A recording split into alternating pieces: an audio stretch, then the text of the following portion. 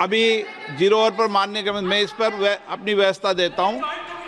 माननीय सदस्यगण, श्री NK प्रेमचंद्रन जी ने जो प्रश्न उठाया है, वक्फ संशोधन विधेयक 2025 पर संयुक्त समिति में विधेयक कुछ खंड जोड़ दिए गए जो विधेयक के दायरे से बाहर हैं। इस विषय पर मैं माननीय सदस्यों का ध्यान कौल और शब्दों द्वारा रचित संसदीय पद्धति और प्रक्रिया की ओर आकर्षित करना चाहता हूं कि संयुक्त समिति की किसी भी विधेयक में संशोधन करने की शक्तियां बड़ी व्यापक और विस्तृत है। समिति किसी भी विधेयक में पूर्ण रूप से संशोधन कर सकती है या उसको पूर्णतः नया प्रारूप तैयार कर सकती है तथा विधेयक के सिद्धांत में परिवर्तन किए बिना उसका पूरा नाम और संक्षिप्त नाम भी बदल सकती है।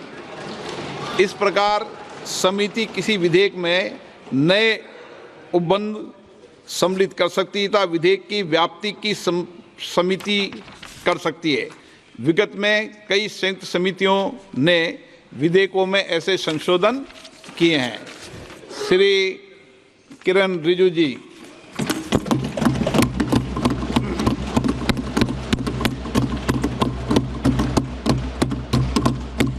Honorable Speaker, sir, I rise to move the motion for consideration of the Waqf Amendment Bill 2025 and Mussalman Waqf Repeal Bill 2024.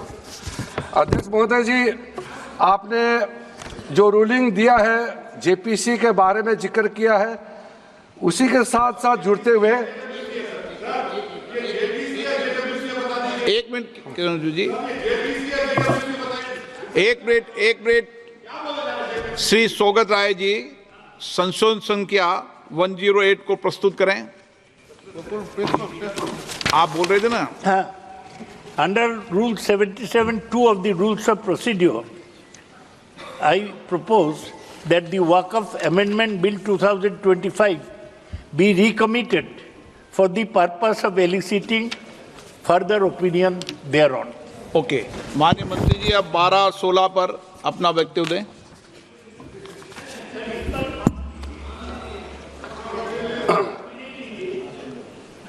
आपका जो जब मैं ओपनिंग करूंगा उसका भी जवाब आएगा और बाकी अमेंडमेंट तो आखिरी में आता ही है।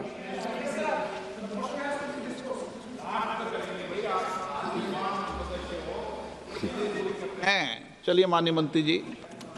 माननीय अध्यक्ष महोदय, हम सबको बहुत डिटेल में जाने का भी आवश्यकता नहीं है। कमेटी के बारे में उसका जिक्र काफ़ी हो चुके हैं, लेकिन मैं इतना कहना चाहता हूं कि जो कमेटी इस बार दोनों सदन लोकसभा राज्यसभा मिला करके ज्वाइंट कमेटी में वक्फ अमेंडमेंट बिल पे जो चर्चा हुई है, आज तक भारत के संसदीय इतिहास में इतना व्यापक रूप से चर्चा, कंसल्टेशन और समय कभी नहीं दिया है। इसलिए मैं जो ज्वाइंट कमेटी में जितने मेंबर्स दोनों सदनों के लोकसभा और राज्यसभा में जो सदस्य उस कमेटी में थे, मेरे तरफ से सरकार की ओर से मैं धन्यवाद देता हूं, अभिनंदन करना चाहता हूं।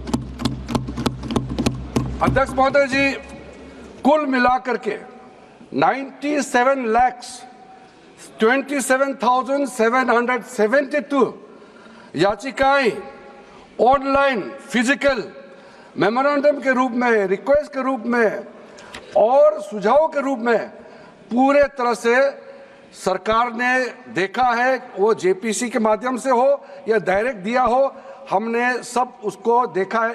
इससे बड़ा कभी भी, इससे ज़्यादा संख्या में किसी भी बिल के ऊपर में लोगों का याचिकाएं नहीं आया आज तक।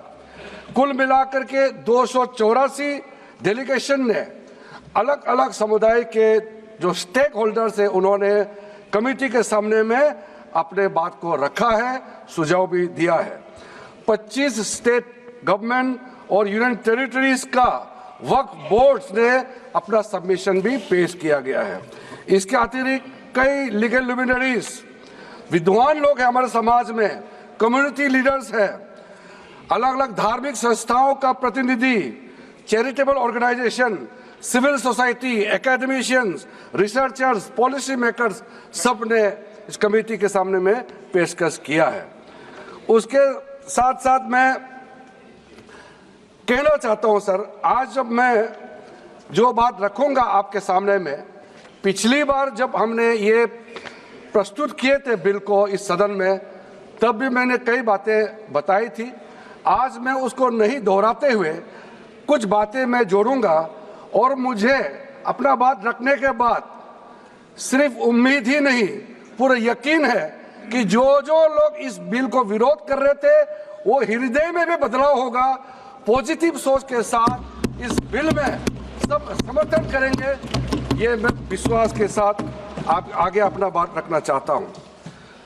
क्योंकि मैं पॉजिटिव नोट से बात रखना चाहता हूं, तो इसलिए एक मेरे जो मन की बात है मैं कहना चाहता हूं, तो इससे अच्छा संदेश जाए। किसी की बात कोई, अध्यक्ष महोदय, किसी की बात कोई बदगुमान ना समझे, इस जमीन का दर्द कभी आसमान ना समझेगा।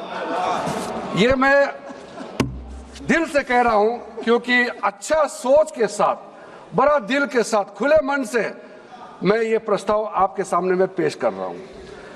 सर, कई लोगों ने अपने अपने तरीके से बातें रखी हैं। किसी ने कहा ये प्रावधान अनकॉन्स्टिट्यूशनल है, गैर संवैधानिक है।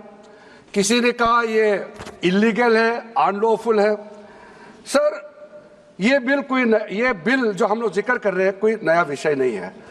आज़ादी से पहले ये बिल, जब पहली बार मुसलमान वक्फ वैलिडेटिंग एक्ट पास किया गया था 1913 में, तब से इसका इतिहास शुरू होता है। उससे पहले प्रिवी काउंसिल ने 1894 में इनवैलिडेट किया था वक्फ अल औलाद को।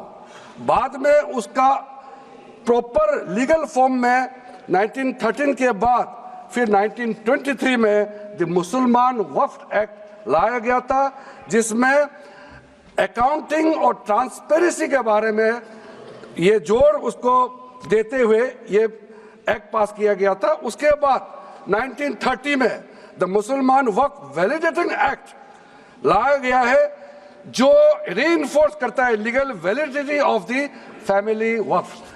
परिवार में जो वक्फ होता है उसको जोड़ देते हुए ये बिल लाया गया है। उसके बाद आज़ादी के बाद 1954 में 1954 में वक्फ एक्ट पहली बार आज़ाद भारत का एक्ट बनी, और उस समय स्टेट वक्फ बोर्ड का भी प्रावधान उसी 1954 एक्ट में प्रावधान किया गया था। उस समय से लेकर के कई संशोधन के साथ में 1995 में व्यापक रूप से ये वक्फ एक्ट बनी है। तो उस समय किसी ने नहीं कहा कि ये एक्ट अनकॉन्स्टिट्यूशनल है, किसी ने नहीं कहा उस समय ये अनलॉफुल है।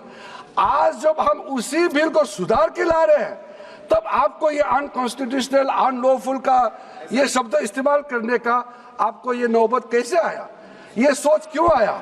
अगर आप सच्चे दिल से सोचते और मन साफ होते तो आप तर्क पे जाते। इस संशोधन बिल में जो जो तर्क है आप उसमें बात कीजिए।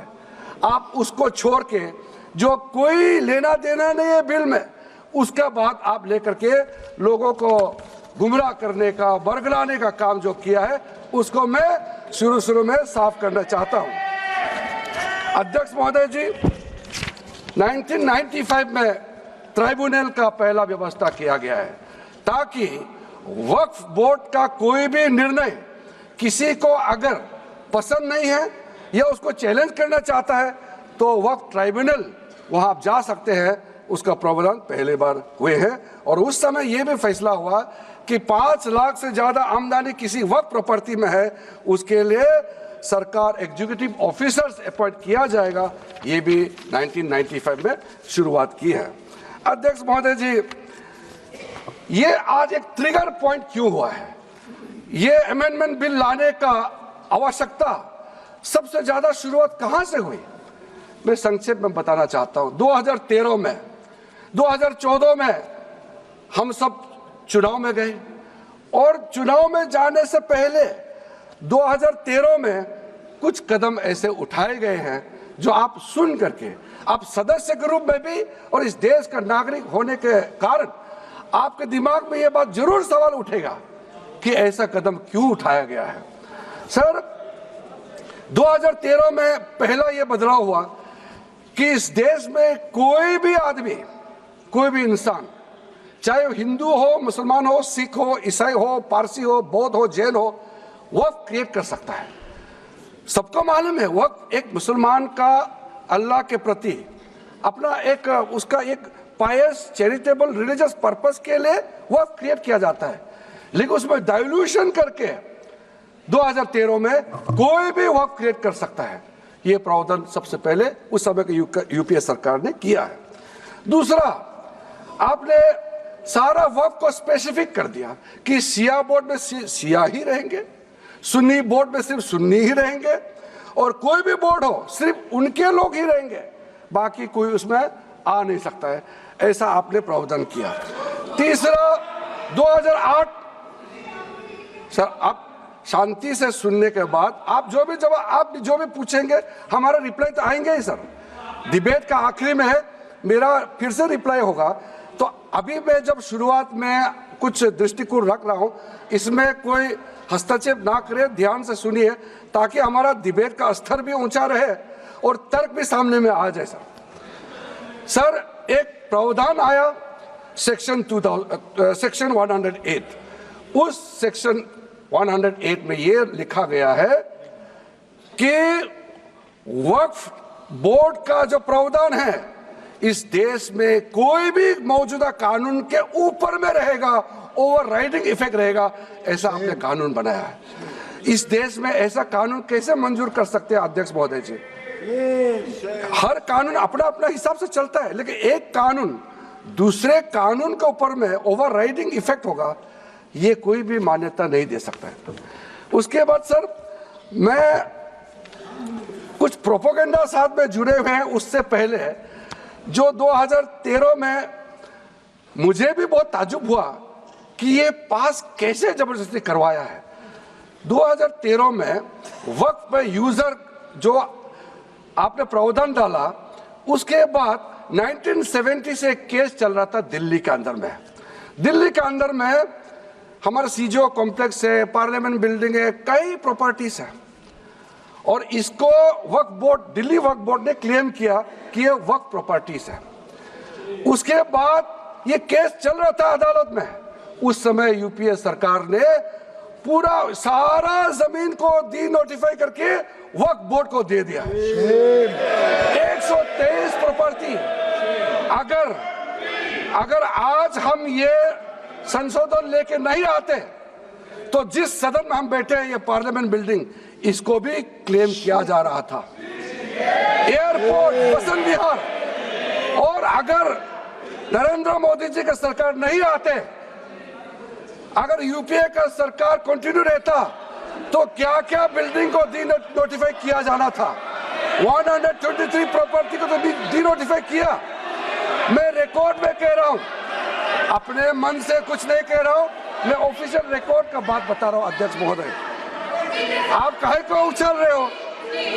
मैं अपने से थोड़ी बोल रहा हूं, जो हकीकत बात को बता रहा हूं। आप आराम से बैठ के सुनिए। आपके दल को और आपको सबको बोलने का मौका मिलेगा। माननीय मंत्री जी,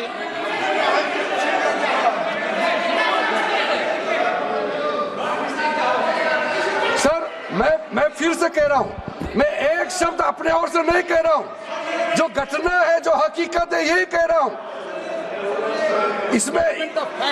इनको इसमें इतना उछालने का, उत्तेजित होने का कोई मतलब ही नहीं है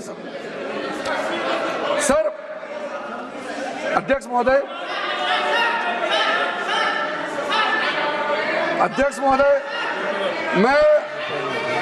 मैं आपके माध्यम से सदन को कहना चाहता हूं कि जो संवैधानिक बात उठा करके लोगों को गुमराह करने का जो प्रयास किया जा रहा है, उसको भी देश के सामने में सही बात रखना बहुत ही जरूरी है। एक बात बार बार इन लोगों ने कहा गया है कि ये जो वक्फ अमेंडमेंट बिल है, ये आर्टिकल 25, आर्टिकल 26, आर्टिकल 30 का उल्लंघन करता है करके इन्होंने 352 इल्जाम मैंने लगाया। पढ़ चुका हूं, आप पढ़ लो। कभी भी डिबेट के बीच में पॉइंट ऑफ ऑर्डर नहीं होता है, व्यवस्था दे दी है, आप उठाना कभी। माननीय मंत्री जी बोलिए। अध्यक्ष महोदय, दूसरा विषय इन्होंने समानता का बात उठाया। आर्टिकल 14 का इक्वालिटी को लेकर के उन्होंने सवाल उठाया, उसका भी मैं जवाब देना चाहता हूं अध्यक्ष महोदय। ये कोई तरीका नहीं है। माननीय अध्यक्ष की व्यवस्था अंतिम व्यवस्था होती है। बोलिए मंत्री जी, आप बोलते जाओ। अध्यक्ष महोदय, क्योंकि मेरा कान खुला हुआ है तो ये डिस्टर्ब हो रहा है मुझे, मैं अभी ये पहन की बात करता हूं। अध्यक्ष महोदय, अध्यक्ष महोदय, ये वक्फ बोर्ड का जो काम है, ये बेसिकली वक्फ प्रॉपर्टी को जो संभालने वाले मुतावली और जो वक्फ प्रॉपर्टी को व्यवस्था करते हैं उसको संचालित करने के लिए ये गवर्नेंस का, सुपरविजन का एक प्रावधान है। किसी भी तरीके से वक्फ बोर्ड वक्फ प्रॉपर्टी को मैनेज नहीं करता है। वक्फ बोर्ड वक्फ प्रॉपर्टी मैनेजमेंट में हस्तक्षेप नहीं करता है। आप साफ साफ सुन लीजिए, अगर इसके पास तर्क नहीं है तो इस तरह यहाँ डिस्टर्ब करके बहस का स्तर को गिराने से कोई फायदा नहीं है सर, ये कोई तरीका नहीं है सर। बोलते जाओ सर, वक्फ बोर्ड का क्रिएट करना, एक जो वाकिफ होता है, जो अपना विलिंगली वक्फ क्रिएट करता मैंने है। व्यवस्था दे दी है, आप जब समय हो तो बोले नो, प्लीज बैठिए। ये तरीका ठीक नहीं है आपका, बैठिए आप। नो, बैठिए। माननीय मंत्री जी, सूची है 2013 की प्रॉपर्टी हाँ है, मैं लाता निकाल बताना सूची मंगा के देता कहते भी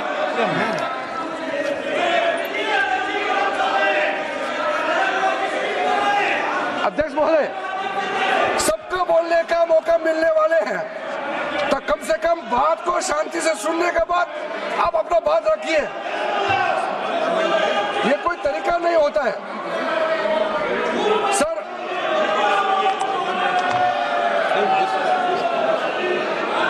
अध्यक्ष महोदय, ये जो उन्होंने गुमराह करने का कोशिश किया गया है, ये मैं कुछ केसेस आपको बताना चाहता हूं सर। आप देखिए आर्टिकल 25(1) क्या कहता है, संविधान का अनुच्छेद आर्टिकल 25(1) कहता है, subject to public order, morality and health and to the other provisions of this part, all the persons are equally entitled to freedom of conscience and the right freely to profess, practice and propagate religion. Sir, government किसी भी धार्मिक व्यवस्था को, किसी भी religious institution, कोई धार्मिक काम में हस्तक्षेप करने नहीं जा रहा है, ना ही वक्फ बोर्ड किसी धार्मिक स्थल की व्यवस्था में कोई भी तरीके से हाथ डालने का प्रावधान है, बिल्कुल नहीं है सर। आप अगर हम कोई नमाज, सर ये क्या झूठ बोल रहे हैं? ये कॉन्स्टिट्यूशन, हम कॉन्स्टिट्यूशन का प्रावधान पढ़ रहे हैं फिर भी झूठ बोल रहे हैं। ये कॉन्स्टिट्यूशन को नहीं मानते हैं सर। किसी मस्जिद का मैनेजमेंट को हम हस्तक्षेप करने का कोई इसमें प्रावधान नहीं लिया जा रहा है। एक मिनट माननीय सदस्य, आप भारत की संसद में बैठे हो, गरिमा मर्यादा बनाए रखो, बैठे बैठे टिप्पणी मत करो। हाँ, आपको जब मौका मिलेगा आप अपनी बात कहना, बैठे बैठे टिप्पणी नहीं कर सकते। ये संसद की मर्यादा नहीं है, ऐसे नहीं चलेगा सदन। सदन व्यवस्था नियम से चलेगा। किसी भी व्यक्ति को बैठे बैठे कोई भी सदस्य जो बोल रहा हो उसके बीच में टिप्पणी करने का अधिकार नहीं है। माननीय मंत्री जी। अध्यक्ष महोदय जी, ये वक्फ बोर्ड का जो प्रावधान किसी मस्जिद, किसी मंदिर, किसी धार्मिक स्थल का व्यवस्था का कोई लेना देना नहीं है। ये सिंपली एक प्रॉपर्टी का मैनेजमेंट का विषय है।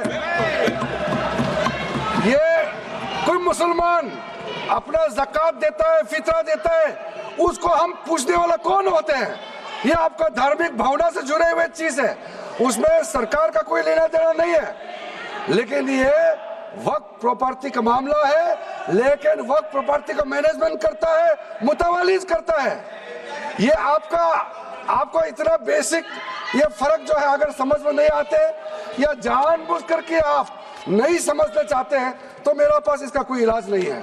अध्यक्ष महोदय जी, ये आपके माध्यम से मैं फिर से कहना चाहता हूं कि ये सर क्या ये ऐसा बहस नहीं होता है जी। आप लोग का तर्क रखने का समय में बोलिए, ये बीच में कमेंट पास करने से सर हमारा पॉइंट का फ्लो भी बिगड़ता है और आवाज भी ठीक नहीं हो, आवाज भी ठीक से नहीं जाएगा। आप क्या चीज को जवाब देंगे सर? इसमें मैं कई ऐसे केसेस है जिसको मैं रेफर कर सकता हूं, लेकिन सदन में 3 केसेस का मैं रेफर करूंगा तो दूध का दूध पानी का पानी हो जाएगा कि ये धार्मिक व्यवस्था से कोई लेना देना नहीं है। आपको मैं पहला एग्जांपल देना चाहता हूं, सैयद फजल पकुया तंगल वर्सेस यूनियन ऑफ इंडिया। इसमें क्या केरला हाईकोर्ट का फैसला है। केरला हाईकोर्ट ने कहा the Waqf board is a statutory body, pure and simple, it is not a representative body of the Muslim community. ये हाईकोर्ट का ऑर्डर है। उसके बाद इलाहाबाद हाईकोर्ट का ऑर्डर भी सुन लीजिए, Hafiz Mohammad Zafar Ahmad versus UP central Sunni board of Waqf का जजमेंट सुन लीजिए। A mutawalli's right is purely a right of management of the property and is not a proprietary right. The duties of a mutawalli are purely of a secular character. His duties are not of a religious character. इतना clear cut ruling है। तीसरा, तिलकायत श्री गोविंद लाल जी महाराज versus state of Rajasthan. इसमें high court ने क्या कहा, supreme court ने क्या कहा, right to manage the properties of the temple. अब देखिए मंदिर का भी इसमें एग्जांपल लिया गया है। Right to manage the properties of the temple is purely a secular matter and cannot be regarded as a religious practice. Properties of temple, temple नहीं, टेम्पल का जो प्रॉपर्टी है। उसी प्रकार से आप बार बार कहना कि मुसलमानों का अधिकार में गैर मुसलमान कैसे आ रहा है, ये तर्क ही नहीं बनता है। आप ये आज से ये बात बोलने के लिए आप बंद कीजिए। सर 2013 में जो काम किए गए हैं उसमें मैं एक चीज जिक्र करना चाहता हूं। इलेक्शन आने वाला था, बहुत ही कम दिन बच गए थे, इलेक्शन कोड ऑफ कॉन्डक्ट लगने ही वाला था। हम सबको मालूम है अप्रैल और मई में चुनाव हुआ था। 5 मार्च 2014 को उस समय का यूपीए सरकार ने 123 प्राइम प्रॉपर्टीज को जो housing and urban development ministry के तहत आता है उसको आपने दिल्ली वक्फ बोर्ड को ट्रांसफर कर दिया। क्या जरूरत था? कुछ दिन बाकी था चुनाव होने के लिए, आप इंतजार तो करते। आपने सोचा ये करके वोट मिलेंगे, लेकिन आप तो चुनाव तो हार गए, तो फायदा क्या हुआ? ऐसा काम करने से वोट नहीं मिलता है। इसलिए लोग इंटेलिजेंट है, हमारा देश के लोग समझदार है, इसलिए वोट बैंक का राजनीति के बिना हम अच्छे सोच के साथ में आज इस सदन में फिर से आए हैं। कुछ एनोमलीज है इस बिल में, तो इसको बदलना जरूरी था। मैंने एक पहले भी इसका जिक्र किया था कि आपने कहा कोई भी हिंदुस्तानी, कोई भी भारतीय वक्फ क्रिएट कर सकता है। वो 95 में ऐसा नहीं था, आपने 13 में बदलाव किया, उसको हमने फिर से 1995 का प्रावधान को फिर से रिवाइव करते हुए ये हमने जोड़ा है कि वक्फ वही क्रिएट कर सकता है जो मिनिमम 5 साल इस्लाम को प्रैक्टिस करता है। बहुत साफ साफ शब्दों में प्रावधान रखा है। सर, जो वक्फ बोर्ड बने हैं, हम उसको बहुत ही सेकुलर, इंक्लूसिव बनाना चाहते हैं। आपका पुराना प्रावधान को हटा करके अब हमने कहा है कि वक्फ बोर्ड में शिया भी रहेंगे, सुन्नी भी रहेंगे, बोहरास भी रहेंगे, आगा खानिस भी रहेंगे, मुसलमानों में जो बैकवर्ड है, पिछड़े लोग हैं, वो भी रहेंगे, और साथ साथ में महिला भी रहेंगे और एक्सपर्ट नॉन मुस्लिम भी रहने का प्रावधान रखा गया है। सब स्वागत करना चाहिए, इसको किसी को आपत्ति होने का कोई जरूरत नहीं है। उसके बाद सर, मैं थोड़ा सा इसको विस्तार करके बताना चाहता हूँ। मेरा ही खुद का एग्जाम्पल मैं देता हूँ। मान लो मैं मुस्लिम नहीं हूँ, लेकिन मैं माइनॉरिटी अफेयर्स मिनिस्टर हूँ, तो मैं सेंट्रल वक्फ काउंसिल का चेयरमैन होता है। तो मेरे होने के बावजूद उसके बाद टोटल 4 नॉन मुस्लिम हो सकता है वक्फ बोर्ड, वक्फ काउंसिल में मेंबर, और उसमें मैक्सिमम 4 नॉन मुस्लिम के साथ साथ में 2 महिला कंपलसरी है। 2 महिला होना ही चाहिए सर। उसके बाद सर स्टेट अभी आप पूरा वक्फ बोर्ड देख लीजिए, महिला कहाँ है? महिला को भी रखा ही नहीं है, वो सिर्फ बातें करते हैं। सर 22 सर, मैं स्पेसिफिक बताना चाहता हूं। सेंट्रल वक्फ काउंसिल में टोटल 22 मेंबर्स में 4 नॉन मुस्लिम से ज्यादा मेंबर नहीं हो सकते हैं। एक्स ऑफिशियो के पद को मिला करके 3 मेंबर ऑफ पार्लियामेंट होगा। मेंबर ऑफ पार्लियामेंट तो किसी धर्म का हो सकता है।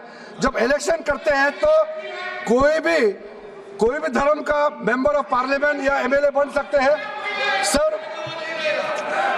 10 मेंबर मुस्लिम कम्युनिटी से होगा, 2 फॉर्मर जजेस होंगे सुप्रीम कोर्ट और हाई कोर्ट के, 1 advocate of national eminence member रहेंगे, 4 persons of national eminence from various field. ये तो कई कमिटियों ने इसको सिफारिश किया है। और एडिशनल सेक्रेटरी या joint secretary to the government of India उसमें रहेंगे। आउट ऑफ 10 मुस्लिम मेंबर्स 2 महिला अनिवार्य है, ये हमने प्रावधान रखा है। और स्टेट बोर्ड में आउट ऑफ 11 मेंबर्स 3 से ज्यादा नॉन मुस्लिम नहीं हो सकता है। एक्स ऑफिसर को मिलाकर के 1 chairperson, 1 MP, 1 MLA, 4 members from Muslim community, 2 members with professional experience, 1 member of Bar Council and Joint Secretary to the state government dealing with work matters. Out of 4 Muslim members, 2 shall be women. ये हमने रखा है ताकि हमारे बहनों को किसी तरीके से दरकिनार नहीं कर सके। वक्त एक सर, हमने जो नया प्रावधान रखा है उसमें जितना भी जो आर्बिट्रेरी प्रोविजन जो जरूरी नहीं था उसको हमने सामान्य रूप से देश में और जितना कानून है उसको मिलाते हुए मुख्य रूप से ट्रांसपेरेंसी इन वर्क मैनेजमेंट, सर्वे को अपडेट करने के लिए जो पहले इनसफिशिएंट प्रोविजन था, इसमें वक्फ लैंड रिकॉर्ड्स वगैरह में महिलाओं का इनहेरिटेंस राइट्स, बच्चों का राइट, और साथ साथ में कई हजारों केसेस पेंडिंग है ट्राइब्यूनल और कोर्ट्स में, उसको सेटल करने के लिए जो आज लगभग 10,000 से भी ज्यादा केसेस जो पेंडिंग था और कुछ सालों के अंदर में 13 से 30,000 केसेस पेंडिंग हो चुके हैं, उसको सरलता से सुलह करने के लिए हमने रास्ता खोजा है। एक चीज बार बार आप लोग कहते हैं, हमारे पक्ष के लोग हो या उस साइड के पक्ष के लोग हो या जो सदन से बाहर है, वो एक वक्तव्य देते रहते हैं, मैं उसको सुधारना चाहता हूं। ये कहते हैं कि हमारा देश में लैंड बैंक जो है वक्फ बोर्ड के पास 3rd लार्जेस्ट है। पहला रेलवे, इंडियन रेलवे, फिर इंडियन आर्मी मतलब इंडियन डिफेंस का, और फिर कहता है वक्फ बोर्ड के पास जमीन है। मैं उसको सुधारना चाहता हूं। सर आप भी तो ट्रेन में चलते हैं, हम लोग भी ट्रेन में चलते हैं, हजारों किलोमीटर ट्रेन का पटरी लगा हुआ है, स्टेशन बना हुआ है। वो ट्रेन का पटरी लगा हुआ है, वो रेलवे का प्रॉपर्टी थोड़ी है, ये तो देश का प्रॉपर्टी है। हम लोग सब चलते हैं उसमें। इसको आप कैसे लगा सकते हैं कि रेलवे के पास इतना है, वक्फ बोर्ड के पास इतना है? वो देश का प्रॉपर्टी है। हमारा डिफेंस के पास कहता है कि 2nd लार्जेस्ट है। डिफेंस के पास जो भी ले रहे, जहाँ ट्रेनिंग करता है, जहाँ वो रहता है, या बॉर्डर एरिया में जितना डिफेंस लैंड है, वो देश का रक्षा के लिए है। उसको आप कैसे वक्फ प्रॉपर्टी के साथ आप तुलना कर सकते हैं? वक्फ प्रॉपर्टी प्राइवेट प्रॉपर्टी होता है सर। तो इसलिए दुनिया में सबसे ज्यादा वक्फ प्रॉपर्टी हिंदुस्तान में है। सिर्फ हमारा देश में ही नहीं, दुनिया का सबसे बड़ा और सबसे ज्यादा वक्फ प्रॉपर्टी हिंदुस्तान में है। तो फिर ये क्यों है 60 साल तक आप सरकार में रहे हैं, हमारे देश में मुसलमान इतना गरीब क्यों है? जब दुनिया का सबसे ज्यादा वक्फ प्रॉपर्टी हमारा देश में है, तो हमारा गरीब मुसलमानों का पढ़ाई के लिए, मेडिकल ट्रीटमेंट के लिए, स्किलिंग के लिए, इनकम जनरेशन के लिए क्यों काम नहीं हुआ आज तक? बताइए। ये दुनिया का सबसे बड़ा वक्फ प्रॉपर्टी अगर हिंदुस्तान में है, तो उस प्रॉपर्टी से गरीबों का उत्थान के लिए, लोगों का भला के लिए अगर ये सरकार नरेंद्र मोदी जी के नेतृत्व में गरीब मुसलमानों के लिए काम कर रहा है, तो इसमें आपत्ति क्यों होना चाहिए? आप लोग बताइए। इसलिए सर इसको धर्म जाति से बाहर उतर करके सबको सीधा अपना दिल से पूछ करके आप सोच के देखिए कि आप जो लोग आज इस बिल को विरोध कर रहा है, आज 1 साल 2 साल नहीं, सदियों तक हमारा देश उसको याद रखेगा कौन इस बिल को समर्थन कर रहा है, कौन इस बिल को विरोध कर रहा है। आज चंद वोट के लिए, सत्ता के लिए हमारे मुसलमानों को आपने 70 साल से ज्यादा वोट बैंक बना करके गुमराह किया है। कितना और गुमराह करना चाहते हैं? अब हमारा देश में वोट बैंक का राजनीति नहीं चलेगा। इसलिए मैं कहना चाहता हूं, जब हमारा देश में इतना वक्त प्रॉपर्टी है, तो इसको हम बेकार में पड़ा रहने नहीं दिया जा सकता है। गरीब मुसलमानों के लिए, आम मुसलमानों के लिए इस्तेमाल करना ही पड़ेगा। उसके लिए आज के ये वक्त संशोधन बिल जरूरत है। अध्यक्ष महोदय जी, हमारे अपने वामसी पोर्टल में, हमारे मंत्रालय के वामसी पोर्टल में हमने रिकॉर्ड देखा है। सचर कमेटी जो आपने बनाया है 2006 में, उन्होंने भी ये बारे में काफी डिटेल में जिक्र किया हुआ है। सर 2006 में 4.9 लाख वक्त प्रॉपर्टी था और उसका इनकम कितना था मैं बता दूं आंकड़ा सर, आप कहेंगे 4.9 लाख वक्त प्रॉपर्टी में टोटल इनकम था 163 करोड़। कौन खाते थे? 163 करोड़। और आपने 2013 में बदलाव करने के बाद आज इनकम कितना बढ़ा है वो भी मैं बता देता हूं, जरूर। हो गया 166 करोड़। 3 करोड़ बढ़ा है। कैसे मंजूर कर सकता है हम लोग इस महान सदन में बैठ करके? अगर इतना 10 सालों के बाद भी दुनिया का सबसे ज्यादा प्रॉपर्टी का टोटल इनकम जनरेशन 3 करोड़ बढ़ता है, तो ये हम कभी मंजूर नहीं कर सकता अध्यक्ष महोदय। इसलिए उस समय कहा गया था, मैं अभी का नहीं बता रहा हूं, सचर कमेटी समय में भी कहा गया है कि अगर थोड़ा सा एफिशिएंटली मैनेज करता तो 12,000 करोड़ पर ईयर तो उसी समय जनरेट हो जाना चाहिए था नॉर्मल मार्केट रेट से। और 12,000 करोड़ अगर वो प्रॉपर्टी से रेवेन्यू जनरेशन करता है, कितना लाखों करोड़ों मुसलमानों को फायदा होगा, आप सोच के देखिए। इसलिए सर आप लोग भी, मैं अनुरोध करता हूं कि आप लोग भी वक्त के बारे में जानना है तो हमारा वामसी पोर्टल को क्लिक करके आप लोग देखिए। सर आज वो 4.9 लाख से बढ़ करके टोटल वक्फ प्रॉपर्टी बन गया है 8.72 लाख। हमारा देश में वक्फ प्रॉपर्टी बन गया है। और आप कल्पना कीजिए 8.72 लाख प्रॉपर्टी वक्फ का है, उसको अगर हम सही तरीके से मैनेजमेंट करता तो हमारा मुसलमानों का ही नहीं है, देश का तकदीर बदल जाएगा। इतना प्रॉपर्टी हमारे पास। अब समझिए चीज को। सर मैंने अभी कई राज्यों का दौरा किया। अध्यक्ष महोदय, मैंने कई राज्यों का दौरा किया। मैं एक एग्जांपल आपको जरूर देना चाहूंगा। मैं बहुत इंप्रेस हो गया जब मैं पिछली बार जम्मू कश्मीर गई। जम्मू कश्मीर में हमारा नई वहाँ वक्फ बोर्ड का चेयरपर्सन बनी और मैंने पूछा कि आप जब वक्फ बोर्ड का चेयरमैन बनी तो उसमें क्या हालत थी और आज क्या हालत है। उन्होंने बोला कि सर जब उन्होंने पदभार संभाली तो उसमें कोई इनकम का, कोई व्यवस्था का, रिकॉर्ड का ठीक ठाक कुछ भी नहीं था। और उन्होंने आने के बाद 40 करोड़ रेवेन्यू इनकम उन्होंने जनरेट करना शुरू किया, मुझे बताया। और उसके वजह से वहाँ काफ़ी अच्छा काम कर रहा। मैं हजरत बल श्राइन भी गए और वहाँ भी मरम्मत चल रहे हैं। इतना पुराना श्राइन है, दुनिया के लोग आते हैं, बहुत खूबसूरत से उसका सारा आसपास का ब्यूटिफिकेशन का काम भी चल रहा है। अगर अच्छा काम करेगा, रेवेन्यू बढ़ेगा तो सबका फायदा होगा सर। इसलिए सर आप लोग आज बिल को समर्थन करने के बाद मेरे ऑफिस में आइए। 1 साल के अंदर में इसका ट्रांसफॉर्मेशनल इम्पैक्ट क्या होता है मैं ही आप लोगों को बता दूंगा। सर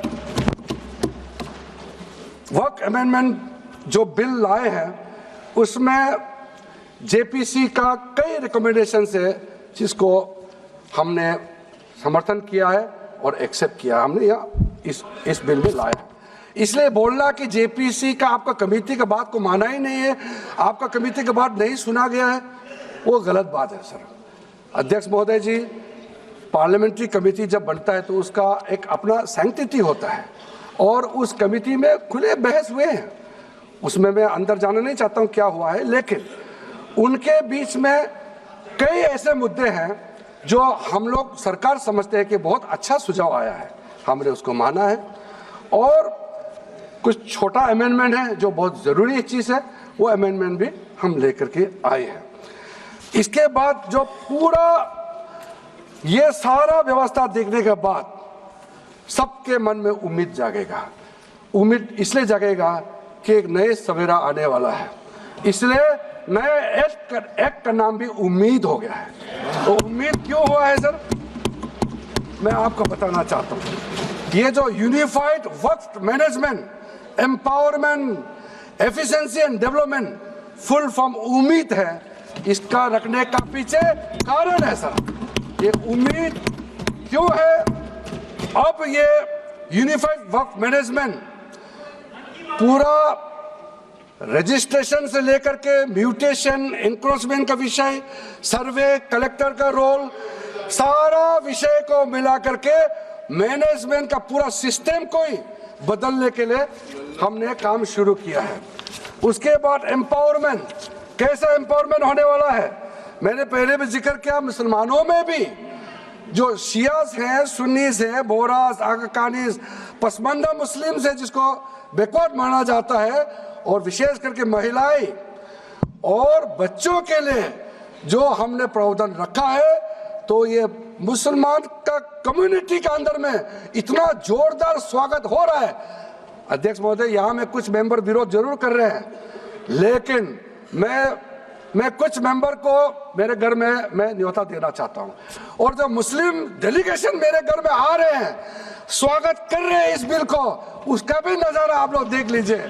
आपका सोच बदल जाएगा। आपको नहीं मालूम मुसलमानों में कितना भयंकर समर्थन कर रहा है इस बिल को लेकर के, आप लोग को मालूम ही नहीं है।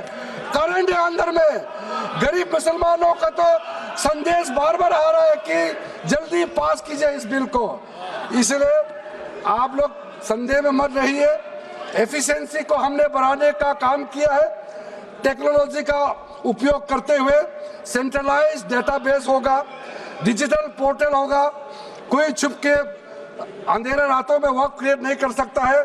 इसका पूरा रजिस्ट्रेशन का प्रावधान है, ट्रैकिंग होगा, निगरानी रखा जाएगा, कंप्लायंस का प्रावधान है और जो मैनुअल हाथों से जो गलत होगा उसका भी करेक्शन करने का प्रावधान है। ब्यूरोक्रेटिक डिले होता है उसका भी समाधान हमने पूरा बिल में तरीका बना के रखा हुआ है। और आखिर में इसका ऑडिट प्रॉपर होना चाहिए, तो ऑडिट का भी प्रावधान हम लोग राज्य सरकार को ऊपर में छोड़ रहा है, क्योंकि आखिर तो सर ये सारा प्रॉपर्टी का अथॉरिटी राज्य सरकार का है। बोर्ड का अपॉइंटमेंट भी राज्य सरकार को करना है, केंद्र सरकार का कोई रोल नहीं है। लैंड स्टेट सब्जेक्ट है, सारा राज्य सरकार को ही करना है। इसलिए राज्य सरकारों को हम फुल अथॉरिटी देने के साथ साथ हमारा जो मंत्रालय है वो ऑनलाइन हमेशा जुड़ा रहेंगे कि जो जो वर्क प्रॉपर्टी क्रिएट किया गया है उसका स्टेटस है वामसी पोर्टल से मिला करके हम लगातार टच में रहेंगे। इसलिए कोई इसमें ये नहीं सोचना है कि सेंट्रल गवर्नमेंट कोई एक्स्ट्रा पावर हड़पने जा रहा है क्या, बिल्कुल सोचने का नहीं है। ये टोटली स्टेट गवर्नमेंट का अधीन है और राज्य सरकारें ही इसका निगरानी में आगे काम करना है। उसके बाद सर जो पर्पस के लिए वर्क क्रिएट किया जाता है, बेसिकली 3 पर्पस होता है, रिलीजियस, चैरिटेबल एंड पायस। उसका हो रहा है कि नहीं हो रहा है, और इनकम जनरेशन खास करके जो वेलफेयर काम है उसका हो रहा है कि नहीं हो रहा है, इसका भी इफेक्टिव गवर्नेंस का प्रावधान हमने रखा हुआ है। और साथ साथ सर मैं आपको इस उम्मीद के साथ साथ ये कहना चाहता हूं कि जो रिफॉर्म्स हमने जो लाए हैं और साथ साथ में जो प्रावधान कुछ बदलाव हमने आपको बहुत शॉर्ट में बताया, क्योंकि डिटेल में तो मैं रिप्लाई तो करूंगा ही। इसमें अगर आपको लगता है कि हमको अगर इनकम जनरेशन करने के लिए वर्क प्रॉपर्टी को बेहतर इस्तेमाल करने के लिए क्या करना चाहिए, जब हम इसका सबऑर्डिनेट लेजिस्लेशन के माध्यम से रूल्स बनाएंगे, आपका सुझाव हम खुले दिल से स्वागत करेंगे। क्योंकि आखिर तो प्रॉपर्टी देश का है, किसी का भी हो, उसको अगर अच्छा से चलाना है तो आप सुझाव देंगे तो हम तो पूरा वेलकम करेंगे उसमें। इसलिए आज मैं मेंबरों के साथ साथ जो कई दरगाह है, कई मस्जिद के इमाम है, कई लोग जो मुझे मिले, उन्होंने भी बहुत अच्छा सुझाव दिया है। उसको डिटेल में मैं यहाँ कहना नहीं चाहता हूँ, लेकिन हम रिकॉर्ड में रखा है, कई अच्छे अच्छे सुझाव हमारे पास आए हैं, वो भी हमने नोट करके रखा है। एक इम्पोर्टेंट पॉइंट को मैं अब आपके सामने भी रखना चाहता हूँ। ये जो हमने एक डेफिनेशन में जो बदलाव लाया है, इस डेफिनेशन में बदलाव का सबसे बड़ा मतलब ये है कि मुसलमानों में भी जो वक्फ के अंदर में अपना प्रॉपर्टी, वक्फ प्रॉपर्टी इस वक्फ बोर्ड के प्रावधान से गवर्न करना चाहते हैं, मोस्ट वेलकम है। अगर वो ट्रस्ट के माध्यम से अपना प्रॉपर्टी का अलग तरीके से वक्फ करना, वो चलाना चाहता है, मैनेज करना चाहता है, उसके लिए भी छूट दिया गया है। तो इसमें जो आप लोग बार बार कहते हैं कि वक्फ बोर्ड में गैर मुसलमान कैसे आ रहा है, इसका मैं छोटा सा एग्जांपल देना चाहता हूँ। अभी हम लोग किसी धर्म, किसी जाति का हिसाब से तो हम एमपी नहीं बने हैं, हम तो ऐसे सिटीजन होकर के एमपी बने हैं। तो अगर मेरा कॉन्स्टिट्यूंसी वाला हमको कहेंगे कि किरण रिजिजू मेरा यहाँ नहीं आ सकता है, हमारा धर्म और तुम्हारा धर्म अलग है, तो कैसे होगा? मैं तो एज एमपी, मेरे पास अथॉरिटी है, मैं जा सकता हूँ। उसी प्रकार से आपका ट्रस्ट है, ट्रस्ट को चलाता है चैरिटी कमिश्नर। तो ट्रस्ट वाला कैसे कहेंगे कि चैरिटी कमिश्नर मेरा जात का ही होना चाहिए? चैरिटी कमिश्नर तो गवर्नेंस को संभालने के लिए है, चलाता तो ट्रस्ट है। उसी प्रकार से आप कैसे कह सकते हैं कि मेरा वक्फ प्रॉपर्टी को देखने के लिए वक्फ बोर्ड में गैर मुसलमान नहीं हो सकता है? आप कैसे कह सकते हैं? ये तर्क आप थोड़ा गहराई से सोचिए, क्योंकि ये बार बार कहा गया है, मैं नाम नहीं लूंगा, वो बाद में तो बोलेंगे हमारे कुछ लोग हैं कि मुस्लिम का अफेयर्स में नॉन मुस्लिम क्यों आ रहा है। अरे ये धार्मिक व्यवस्था से कोई लेना देना नहीं है, मैं बार बार कह रहा हूं। इसलिए ये प्रॉपर्टी है, वक्फ प्रॉपर्टी है। आप लोग इसको समझिएगा। उसके बाद सर ये जो हमने जो 2013 के बाद कुछ बदलाव जो किए हैं, वक्त पे यूजर में कुछ लोग ने शंकाएं व्यक्त किया है, कह रहा कि वक्त पे यूजर हटाने के बाद अब सरकार जो है मस्जिदें छीन लेंगे, दरगाह छीन लेंगे, मुसलमानों का प्रॉपर्टी छीन लेंगे, ऐसे बोलते हुए मैंने सुना है। इस तरह का कई जगह में बोला है। मैं इसमें साफ साफ कहना चाहता हूं, हम लोग सब हर किसी ना किसी राज्य से आते हैं। We all belong to each and every part of our country, we are together, we may belong to different states and union territories, we are all Indian. ये अथॉरिटी राज्य सरकार को हमने कैसे दिया? जो प्रॉपर्टी वक्त में यूजर को हम लोगों ने हटाने के बाद ये प्रावधान सुरक्षित किया है, ऑथोराइज किया स्टेट गवर्नमेंट को कि जो प्रॉपर्टी रजिस्टर्ड हो चुके हैं, जब आप नमाज पढ़ते हैं, रजिस्टर्ड है, डॉक्यूमेंट है, उस पे कोई हस्तक्षेप नहीं होगा। ये कानून प्रोस्पेक्टिव है, रेट्रोस्पेक्टिव नहीं है। ये आप लोग बहुत क्लियर से सुन लीजिए, ये किसी का जमीन छीनने का कानून नहीं है। ये किसी का राइट, किसी का हनन करके उसका प्रॉपर्टी को हड़पने का नहीं है। राज्य सरकारों को अधिकार दिया गया है कि जो ऑलरेडी रजिस्टर्ड है उसका तो कोई डिस्प्यूट नहीं है, लेकिन जो डिस्प्यूटेड है, जो कोर्ट में पेंडिंग है, उसको हम यहाँ कानून बना के कैसे हटा सकते हैं? कोर्ट का पावर को तो हम ले नहीं सकते सर। इसलिए यहाँ बार बार ये लोग माइक बजा बजा करके झूठ 100 बार भी बोलो, कुछ होने वाला नहीं है। सिटीजनशिप अमेंडमेंट बिल जब लाया गया था, वही लोग हैं जिन्होंने कहा था कि सिटीजनशिप अमेंडमेंट बिल पास होकर एक्ट बन जाएगा तो मुसलमानों का हक छिन जाएगा, उनका नागरिकता खत्म हो जाएगा। आज सीए लागू हो गया, बताइए किसी मुसलमान का अधिकार छीना है? किसी मुसलमान का नागरिकता छीना है? बताइए, क्या आप माफी मांगेंगे?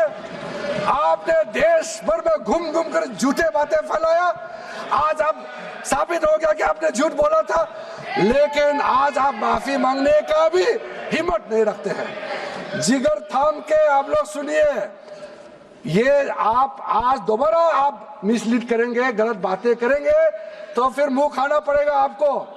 फिर कोई और बिल लेके आएंगे, फिर मैं आपका पर्दाफाश करेंगे फिर से। इसीलिए सर हम लोग तर्क पे जाइए, पॉइंट पे जाइए। इसलिए दूसरा, महिलाओं के लिए अध्यक्ष महोदय जी, क्योंकि फैमिली में पुरुष महिला सब होते हैं, तो इसमें हमने एक सिंपल प्रावधान रखा है कि एक कोई भी मुसलमान जब वर्क क्रिएट करता है, सबसे पहले उस परिवार में जो महिला का अधिकार है उसको सुरक्षित करके ही आप वर्क क्रिएट कर सकते हैं। नहीं तो पहले ऐसा होता था, वर्क क्रिएट कर दिया, आपका बच्चों का अधिकार खत्म हो गया, महिला का अधिकार खत्म हो गया। आप वर्क उसी प्रॉपर्टी को क्रिएट कर सकते हैं जो आपका हकदार है, जो आपका 100% हिस्सा है, उसी को ही आप वर्क क्रिएट कर सकता है। बच्चों का और महिला का अधिकार नहीं छीन सकता है। ये बहुत बड़ा रिफॉर्म है। मुसलमानों में अगर वो चाहते हैं कि महिला आगे ना बढ़े तो ये लोग तो इसको विरोध करेंगे, लेकिन जो थोड़ा प्रोग्रेसिव सोचने वाले, जो थोड़ा बारीकी से अगर सोचेंगे तो कितना गलत बात है कि समाज में महिलाओं को दबाने का काम करते हैं और यहाँ जोर जोर से बोलते हैं। अध्यक्ष महोदय जी, सारा मैनेजमेंट जो सरकार का जमीन या प्राइवेट का जो जमीन है, इसका कलेक्टर को इन्होंने कमेटी के माध्यम से सुझाव किया है कि हर चीज कलेक्टर को क्यों ऑथोराइज किया गया है। तो कमेटी के बात को माना है कि कलेक्टर से ऊपर कोई भी अधिकारी, कलेक्टर से ऊपर जो अधिकारी है वो देखेंगे सरकारी जमीन और कोई डिस्प्यूट है वक्फ बोर्ड के साथ या किसी मुतावली के साथ डिस्प्यूट है, उसका जांच कलेक्टर के ऊपर अधिकारी करेंगे। ये कमेटी ने सुझाव दिया था और उसी को मान करके आज इस सदन में पेश किया जा रहा है। एक महत्वपूर्ण सुझाव हम लेके आ रहे हैं, अमेंडमेंट लेके आ रहे हैं इसमें मैं मानता हूं कोई विरोध नहीं करेगा। ये इसमें शुरू में छूट गया था, मैं सर खुले दिल से आपको कहना चाहता हूं, लेकिन बहुत सोच समझ के साथ ये प्रावधान अमेंडमेंट हम लेके आ रहे हैं कि जब आप वक्फ प्रॉपर्टी क्रिएट करेंगे तो ऐसा नहीं होना चाहिए कि आप ट्राइबल एरिया में जाकर के आदिवासी का जमीन को आप वक्फ क्रिएट कर दें, ये नहीं होना चाहिए। इसलिए हमारा देश के आदिवासियों का संरक्षण को ध्यान में रखते हुए शेड्यूल 5 और शेड्यूल 6 में आप वक्फ प्रॉपर्टी क्रिएट नहीं कर सकते हैं। ये एक महत्वपूर्ण अमेंडमेंट लेकर आया है। डिटेल में अब आगे अध्यक्ष महोदय आपको मैं बताऊंगा। वक्फ ट्राइब्यूनल के बारे में सर मैं संक्षेप में, अभी फ्लोर खुलने वाले हैं, मैं आपके हाथ फ्लोर छोड़ने वाले हैं, तो मेरा जो वाइंड अप को आप ध्यान से सुन लीजिए। जो ट्राइब्यूनल है, ट्राइब्यूनल में 2 मेंबर का हमने प्रस्ताव रखा था, तो कमेटी ने कहा कि 2 मेंबर ठीक नहीं है, इसमें 3 मेंबर होना चाहिए। ये प्रस्ताव भी मंजूर किया गया है। तो वक्फ ट्राइब्यूनल में 3 मेंबर होगा फिक्स टेन्योर का साथ, और उसमें आज टोटल लिटिगेंट्स 14,417 केसेस है। आप सोच के देखिए, तो ट्राइब्यूनल में जल्दी केस डिस्पोज हो। 3 मेंबर्स का ट्राइब्यूनल बनाया गया है। उसके बाद में उसका टेन्योर को फिक्स किया गया है। उसके बाद में जो एक बहुत स्ट्रिंजेंट प्रोविजन था, पहले ऑटोमेटिक अपील करने का राइट नहीं था, स्पेशल रिव्यू पिटीशन ही कर सकते थे ट्राइब्यूनल के ऑर्डर के बाद। तो आज हमने एक अच्छा सोच के साथ खुला मन से ये कहा है कि अब अगर आप वक्फ बोर्ड का निर्णय से खुश नहीं है, वक्फ ट्राइब्यूनल का निर्णय से खुश नहीं है, तो आप अदालत जा सकते हैं। ये रास्ता भी हमने खोल दिया है। उसके बाद सर कंट्रीब्यूशन, एनुअल कंट्रीब्यूशन, ये भी आपका ही सुझाव था कमेटी वालों का कि जो कंट्रीब्यूशन देते हैं वक्फ बोर्ड मुतावली जो देते हैं उसको घटाना चाहिए, तो उसको 7% से 5% घटा दिया है, ताकि ज़्यादा पैसा आप चैरिटेबल पर्पस के लिए खर्चा कर सके। तो अच्छा जो प्रॉपर्टी मैनेज करता है वो तो सरकार को शाबाशी देंगे। उसके बाद एक बहुत ही महत्वपूर्ण प्रावधान है जो हमको रखना पड़ा, आपने लॉ ऑफ लिमिटेशन को इस वक्फ बोर्ड का प्रावधान से हटा दिया था, इसको हमने लगाया है। तो आप तो मालूम है the limitation act of 1963 will now apply to the work property claims from the date of commencement of this act, aiming to reduce prolonged litigation। ये बहुत बड़ा मैं मानता हूँ एक कदम उठाया है। और जो सेक्शन 40 सबसे ड्रैकोनियन प्रोविजन इस एक्ट में था, तो सेक्शन 40 था। सेक्शन 40 के तहत वक्फ बोर्ड, आप लोग बार बार कहते हैं ना, ये ऐसा नहीं है, ऐसा ही है। सेक्शन 40 में किसी भी जमीन को आप वक्फ प्रॉपर्टी डिक्लेयर कर देता था, वो प्रॉपर्टी को हमने हटा दिया है। वो कोई भी जमीन को वक्फ प्रॉपर्टी डिक्लेयर करके फिर किसी गरीब के लिए नहीं करना है। वो लोग, कुछ लोग, चंद लोग अपने के लिए, अपने फायदा के लिए इस्तेमाल करते हैं। ओवैसी मैं तो नाम नहीं लूंगा, लेकिन सर ये प्रावधान को इतना मिसयूज हुआ, इसलिए तो इतना लाखों प्रॉपर्टी का संख्या बढ़ गई। अब किसी प्रॉपर्टी को कैसे आप क्लेम कर सकते हैं? इसलिए इस सेक्शन 40 की वजह से, अध्यक्ष महोदय जी, इस सेक्शन 40 की वजह से कई मुद्दे इस देश में आया है। आज पूरा हमारा देश का क्रिश्चियन कम्युनिटी, जो कैथोलिक चर्च काउंसिल के लोग, भारत चर्च ग्रुप के लोग, केरला में हो या देश भर में, आज पुकार के क्यों कह रहा है कि वक्त संशोधन बिल जल्दी पारित होना चाहिए। वो इसलिए कि सेक्शन 40 का मिसयूज होता था। सर आप सोचिए, केरला का एमपी, तमिलनाडु का एमपी लोग तो सोचिए, अगर आपने गलती से इस बिल का विरोध कर दिया तो आप क्या विरोध झेलना पड़ेगा बाहर में। आप कल्पना कीजिएगा अभी से। आप सोचिए, मैंने पिछली बार भी बताया सुरेंद्रेश्वर टेम्पल के बारे में, तो आपको बताया, जब बाकी कोई धर्म ही नहीं था तब। ये सुरेंद्रेश्वर टेम्पल था तिरुचेंदुराई विलेज तमिलनाडु में, उसको वक्त डिक्लेयर करने के बाद कर्नाटका में तो हजारों एकड़ का इशू है। फिर सर हरियाणा में जतलाना विलेज यमुनानगर में सिख गुरुद्वारा का जो जमीन है, कभी वहाँ मस्जिद भी नहीं था, कभी वहाँ मुस्लिम का सेटलमेंट का भी रिकॉर्ड नहीं था, उसको भी वक्फ डिक्लेयर कर दिया था। उसी प्रकार से केरला का मनम्बम का जो इशू है वो तो अभी सब जान ही रहा है कि 600 क्रिश्चियन फैमिलीज का जो जमीन को वक्फ बोर्ड ने वक्फ डिक्लेयर कर दिया, चर्च का भी कर दिया और आगे जाने का रास्ता भी बंद कर दिया था। अगर हम ये बिल पारित कर दिया, उसका अपना जमीन वापस मिल जाएंगे गरीबों का, किसानों का। ऐसे चीजों में आप लोग भी समर्थन करना चाहिए। मैं तो मानता हूं कि अभी भी देर नहीं हुआ, अभी भी आप जिद पे राजनीतिकरण करके आप अड़े रहे, आप मुश्किल में फंसने वाले हैं। विशेष करके हमारे कांग्रेस वालों को मैं कहना चाहता हूं, और बाकी हमारे साथी दल है, कांग्रेस के झांसे में ना आए, आपको भी डुबा देंगे ये लोग। इस बिल को विरोध करके बहुत बड़ा नुकसान होने वाला है। आप ध्यान से सुनिए अध्यक्ष महोदय।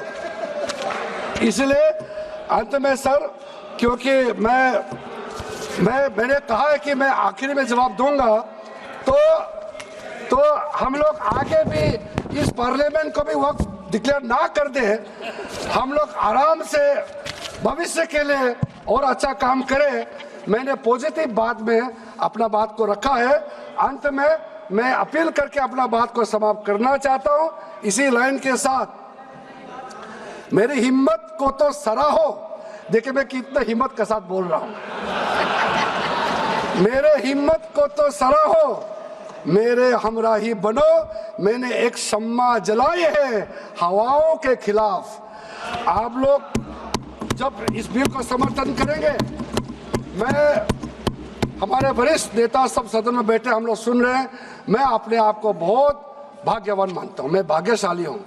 प्रधानमंत्री नरेंद्र मोदी जी ने मेरे जैसे एक साधारण सदस्य को इतना पुण्य काम करने का मौका दिया है, इस बिल को यहाँ रखने का मौका दिया है।